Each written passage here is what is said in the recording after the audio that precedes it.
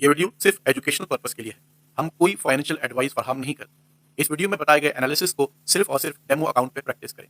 First forex and stock institute या इस video में मौजूद कोई भी ट्रेनर आपके फायदे या नुकसान का जिम्मेदार नहीं होगा। Bismillahirrahmanirrahim. Welcome to all of you with the Islamic greetings. Assalamu alaikum. May peace, blessings and mercy of Almighty Allah be all on of you. Weekly analysis के नए वीडियो में मैं खुरम शेख आपकी खिदमत में हाजिर हूँ। सबसे पहले हम USD CHF को एनालाइज करते हैं और लास्ट हमने क्या एनालिसिस किए थे आज से 2 हफ्ते पहले वो भी हम देख लेते हैं। 2 हफ्ते पहले जब वीकली एनालिसिस जो है वो मैंने जो है बनाए थे तो उस वक्त यहाँ पे कहीं प्राइस मौजूद थी और मैंने आपको बता दिया था कि USD CHF क्योंकि एक बुलिश ट्रेंड में है तो आपने बाय साइड पे ही अपॉर्चुनिटी जो है वो फाइंड आउट करनी है। साथ में अगर आप पिछले वीडियो को जाके देखेंगे तो मैंने कहा था कि अगर ये एक नया हाई ना बना पाए यानी ऊपर क्लोजिंग ना दे पाए तो फिर ये वापस नीचे आएगा और इस एरिया को जैसे ये स्वेप करेगा तो वहां से आपने बाय अपॉर्चुनिटी जो है इसको फाइंड जो है वो करना है। अब जो है वो जो भी 2 हफ्ते होना था जिस तरह बताया उस तरीके से मार्केट ने अपनी डायरेक्शन ली। अब जो है वो CPI का डेटा करीब है तो हम उसको देखते हुए जो है वो अपनी आने वाली डायरेक्शन जो है उसको एनालाइज करने की कोशिश करेंगे। देखिए USD CHF में ट्रेंड जो है वो बुलिश है तो इसका मतलब ये है कि हम किसी भी सूरत में सेल साइड पे तो ट्रेड नहीं ले सकते। अब जब हम सेल साइड पे ट्रेड नहीं ले सकते, ये अच्छा खासा बड़ा मूव हुआ है ये यहाँ से बुलिश साइड पे भी और बेरिश साइड पे भी। अब जब हम सेल की अपॉर्चुनिटी फाइंड करने के किसी भी तरह से मूड में नहीं है तो फिर यहाँ पे हमें देखना चाहिए ट्यूसडे को जो है वो CPI का डेटा आ रहा है। आपको मालूम है कि ये एक लीडिंग इंडिकेटर का काम करता है, लीडिंग कैटलिस्ट का काम करता है CPI जो है, और फिर मार्केट की डायरेक्शन अगले कई दिनों तक वही रहती है। देखिए यहाँ पे 3 CPI का जो है ना वो अलग अलग फॉर्मेट के अंदर डेटा आपको नजर आएगा। मान लेते हैं कि ये सब का सब जो है वो यहाँ पे ग्रीन आ जाता है, ये सारा डेटा जो है यहाँ पे आपको ग्रीन मिल जाता है तो आपके लिए ट्रेड जो है वो इंतहाई आसान हो जाएगी USD CHF में। अब USD CHF जो है वो उस वक्त जहां कहीं भी मौजूद होगा आपने इसको बाय कर लेना है और जो भी लास्ट लो होगा, लेट सपोज USD CHF यहाँ मौजूद है और न्यूज आ जाती है तो लास्ट जब न्यूज आ जाती है और प्राइस ऊपर की तरफ बढ़ना शुरू करती है तो आप जो है वो लास्ट जो उसका लो होगा उसको SL मानते हुए अपनी ट्रेड को जाने देंगे और एक अच्छी लॉन्ग पोजीशन आपकी बन जाएगी। लेट सपोज अगर प्राइस जो है वो यहां कहीं मौजूद है और CPI का डेटा आता है और डॉलर के लिए नेगेटिव डेटा आता है तो क्योंकि ये USD CHF है तो अगर डॉलर का डेटा नेगेटिव आता है तो ऑब्वियसली आपके लिए फिर कोई भी ट्रेड नेक्स्ट वीक में नहीं बन पाएगी। फिर ट्रेड जो है वो किस वक्त बनेगी आपकी कि जिस वक्त ये जो एरिया है USD CHF का, ये एरिया जो है वो ब्रेक हो, प्राइस वापस ऊपर जाए, फिर एक लॉन्ग टर्म आपको सेलिंग अपॉर्चुनिटी मिल सकती है। तो अगर आप बात करते हैं USD CHF की तो डेटा पॉजिटिव आ जाता है डॉलर का तो इसमें आपके लिए एक बहुत अच्छी ट्रेड जो है वो इंतजार कर रही है। यूरो USD के हवाले से हम बात करते हैं तो यूरो USD आपको मैंने बता दिया था लास्ट एनालिसिस में कि ये एक बुलिश ट्रेंड में जा चुका है। बेरिश ट्रेंड जो है उसका H1 में फिल वक्त खत्म हो गया है। इस बेरिश ट्रेंड को हम बड़ा इंजॉय करते हुए आए और हमने अच्छी ट्रेड्स जो है वो इसमें फाइंड की। उसके बाद फिर ये बेरिश ट्रेंड जो है वो बुलिश हो गया इस एरिया के ब्रेक होने के बाद।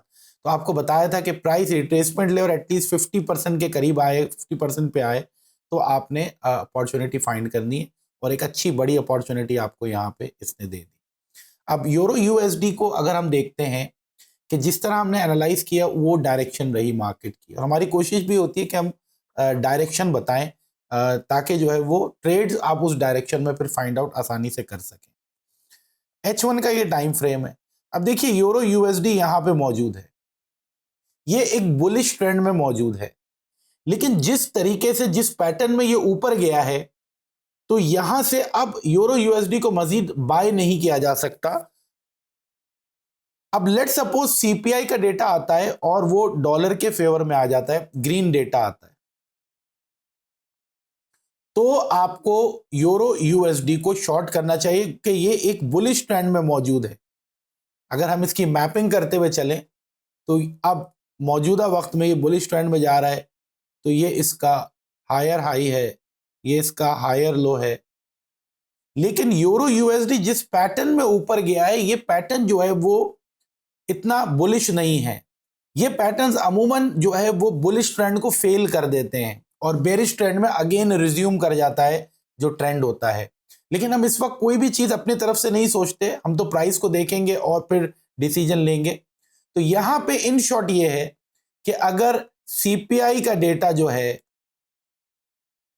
वो ग्रीन आता है तो आप यूरो यूएसडी को शॉर्ट कर सकते हैं। अब अगर जो है वो सीपीआई का डेटा ग्रीन नहीं आता,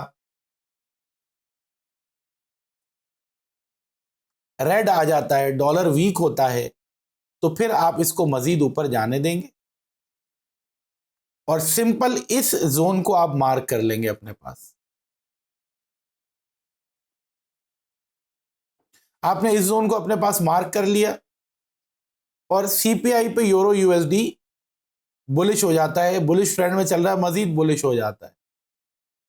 अब जब 2-3 दिन के बाद ये वापस इस एरिया में आएगा तो यहां से आप अपनी ट्रेड अपॉर्चुनिटी फाइंड करेंगे। यानी अगर डॉलर जो है उसका डेटा ग्रीन आ रहा है तो आप यूरो को शॉर्ट कर सकते हैं, हालांकि बुलिश ट्रेंड है फिर भी आप शॉर्ट कर सकते हैं। लेकिन अगर डेटा जो है डॉलर का जो है वो यूरो को ऊपर लेके जा रहा है, यानी कि डॉलर जो है वो वीक हो रहा है, तो फिर आप इसको ऊपर जाने दें और आराम से ऊपर जाता हुआ देखें, क्योंकि यहां से आप बाय साइड पे नहीं जा सकते अब मजीद यूरो में। तो अब यहां से ये ऊपर चला जाता है तो इस एरिया को आप मार्क कर ले। वापस जब प्राइस इस एरिया में आएगी तो यहां से आप फिर एक अच्छी बाय की ट्रेड इनिशिएट करेंगे यूरो यूएसडी में। जीबीपी यूएसडी की हम बात करते हैं। जीबीपी यूएसडी जो है वो इस वक्त जो है वो बाय साइड पे है, बुलिश ट्रेंड रिज्यूम किया हुआ है, तो इसको यहां से मजीद बाय नहीं किया जा सकता। जीबीपी यूएसडी को कुछ वक्त के लिए आपको नजरअंदाज करना पड़ेगा और जीबीपी यूएसडी का मैं आपको लॉन्ग टर्म में जो है वो ये बता सकता हूं कि ये जो लास्ट कैंडल है जीबीपी यूएसडी की डे 1 के टाइम फ्रेम में, इस कैंडल के नीचे अगर एक बेरिश बॉडी क्लोज हो जाती है, डे 1 की कैंडल ही क्लोज हो जाती है, फिर आप सोचना शुरू करेंगे कि जीबीपी यूएसडी अब अपना कोई सेलिंग ट्रेंड स्टार्ट करेगा। उससे पहले हम जब तक इस एरिया के नीचे बेरिश कैंडल क्लोज नहीं होती जीबीपी यूएसडी में ट्रेड नहीं कर सकते। गोल्ड की हम बात करते हैं। गोल्ड में लास्ट एनालिसिस जो मैंने आपको मना किया था कि आप गोल्ड में ट्रेड ना करें। गोल्ड हालांकि एक सेलिंग ट्रेंड में था, लेकिन उसके बावजूद मैंने आपको कहा था कि गोल्ड में आधी से ज्यादा दुनिया जो है वो सेल साइड पे ट्रेड्स ओपन करके बैठ गई है। तो मैंने आपको कहा था इसको आखिरी हद तक ऊपर जाने दें, जहां तक ये जा रहा है इसको जाने दें, अब इसको बिल्कुल भी आप ना छेड़ें। ये आप लास्ट वीडियो में जाके देख सकते हैं। अब गोल्ड में ट्रेड करना आपने किस वक्त शुरू करनी है? यहां से बाई की ट्रेड तो हो नहीं सकती। कोई बेवकूफी होगा जो इतना ऊपर से, ये डेली का टाइम फ्रेम है, इतना ऊपर से गोल्ड को बाय करने की सोचे। तो अब तो इसका पुल बैक का टाइम आ गया, रिट्रेसमेंट का टाइम आ गया है। तो जिस तरीके से आप ये देखिए एक्सट्रीम जो है वो इसने मूव लिए ऊपर की, अब आपको डे 1 के टाइम फ्रेम में आना है। गोल्ड में आपको कब ट्रेड करना शुरू करना है? ये जो डे 1 की कैंडल है लास्ट, इसको आप मार्क कर लें, इसके लो को ऐसे आप मार्क कर लें अपने पास। जब भी इस डेली कैंडल के नीचे एक बेरिश कैंडल क्लोज होगी, वहां से आप इस बात को मानेंगे कि गोल्ड जो है वो एक लंबे टाइम तक आपको सेल में नजर आएगा, कम से कम यहां तक। तो आपको 2-3 महीने जो है वो गोल्ड की डायरेक्शन मालूम हो जाएगी। तो आपने करना सिंपल बस ये है, ये डेली का टाइम फ्रेम है, ये कैंडल के नीचे एक बेरिश बॉडी 20% 30% क्लोज हो जाए, तब आप गोल्ड में सेलिंग अपॉर्चुनिटीज तलाश करना शुरू करेंगे। 1-2 दिन के लिए नहीं, फिर आपको कम से कम 2-3 महीने तक गोल्ड की डायरेक्शन मालूम हो जाएगी।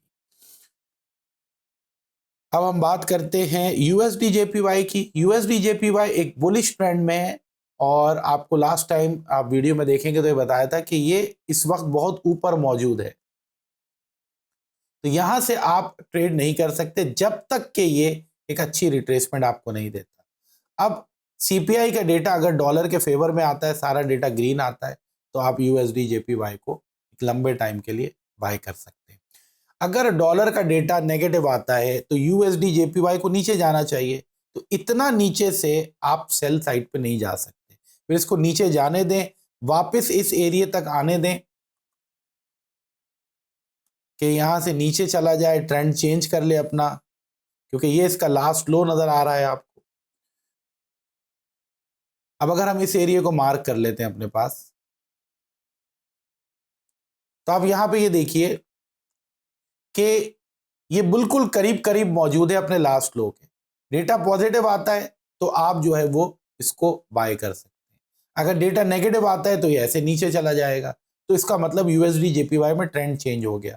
फिर आप वेट करेंगे कि प्राइस वापस इस एरिया पे आए और यहां से फिर आपको एक बहुत अच्छी जो है वो शॉर्ट की ट्रेड मिलेगी। इन शॉर्ट इस वक्त मौजूदा वक्त में तो ये बुलिश ट्रेंड में मौजूद है, और अगर डॉलर का डेटा पॉजिटिव आता है तो आप यूएसडी जेपीवाई को बाय कर सकते हैं। यूएसडी कैड एक बुलिश ट्रेंड में मौजूद है, और लास्ट भी हमने यही एनालिसिस किए थे कि ये बुलिश साइड पे ही आप रहें इसमें तो बेहतर है।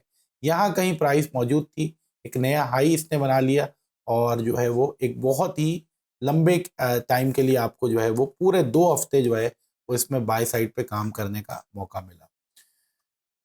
अब यूएसडी कैड में भी सिंपल ट्रेड है बहुत ज़्यादा। देखिए ये इसका लास्ट लो है, अगर ये ब्रेक हो गया तो ये सेलिंग ट्रेंड में चला जाएगा। डेटा नेगेटिव आया डॉलर का, ये ब्रेक हो गया, तो आप वेट करेंगे प्राइस दोबारा इस एरिया पे आए, यहाँ से आप शॉर्ट करेंगे और आपको यूएसडी कैड में शॉर्ट की ट्रेड मिल जाएगी। ये H1 का टाइम फ्रेम है। डेटा पॉजिटिव आता है और ये कहीं भी मौजूद होता है तो आप इसको बाय कर लेंगे, क्योंकि है ही बुलिश ट्रेंड में और सीपीआई का डेटा भी पॉजिटिव आ जाता है, तो आपने प्रीवियसली भी देखा है कि आपको बहुत अच्छी ट्रेड्स मिल जाती हैं। ऑजी यूएसडी का मैंने आपको बताया था, इसके बेरिश ट्रेंड को हमने बहुत इंजॉय किया। यहाँ से ये बेरिश ट्रेंड में था और लंबे टाइम तक बेरिश ट्रेंड में रहा। उसके बाद यहाँ पे ऑजी यूएसडी जो है वो इस लास्ट हाई को ब्रेक करके बुलिश हो गया। यहाँ कहीं ये मौजूद था, तो मैंने कहा था वेट करें, रिट्रेसमेंट का 50% से ज़्यादा की रिट्रेसमेंट मिलती है तो आप बुलिश साइड पे जो है वो ट्रेड फाइंड करें, और ये लीजिए आपको लास्ट वीक 2 वीक्स में आराम से डायरेक्शन मिल गई। 2 हफ्ते तक आप बुलिश साइड पे ट्रेड करके पैसा कमाते रहे। असल बात ये कि डायरेक्शन आपको मालूम हो जाए तो उस डायरेक्शन में जो है रहते हुए आप ट्रेड करते हैं। और बहुत सारे लोग एसएल नहीं लगाते, तो मुझे यही डर लगता है कि अगर डायरेक्शन उनकी गलत हुई तो और एसएल भी नहीं लगाया हो तो फाइनली तो अकाउंट वॉश ही होगा।